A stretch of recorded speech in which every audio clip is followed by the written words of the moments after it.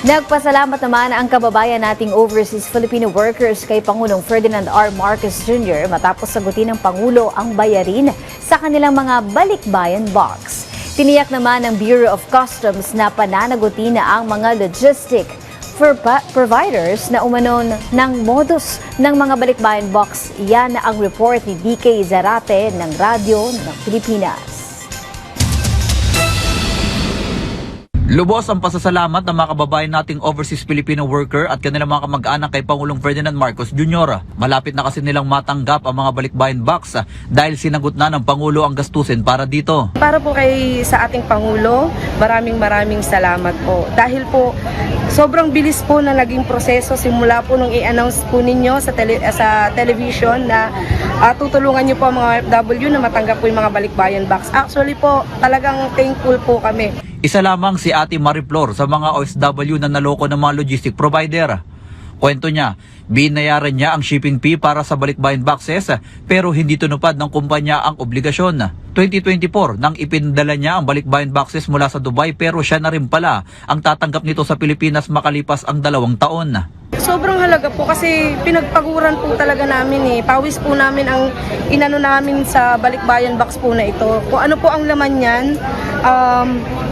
talagang nagtiis po kami para lang mapuno at maibigay sa aming mahal sa buhay. Sa katunayan, nawala na ng pag-asa si Mariflor pero dahil sa tulong at malasakit ni Pangulong Ferdinand Marcos Jr., matatanggap na niya sa loob ng 2 linggo ang ipinadalang balikbayan boxes na ihahatid sa kanyang bahay mismo. Para naman kay Department of Finance Secretary Frederick Go, ang bawat balikbayan boxes ay pinaghirapan ng mga kababayan natin sa ibang bansa para ipadama ang pagmamahal sa pamilya. Nung pinaabot po ito ng Bureau of Customs ni Commissioner Ariel Nepomuceno sa akin noong Disyembre,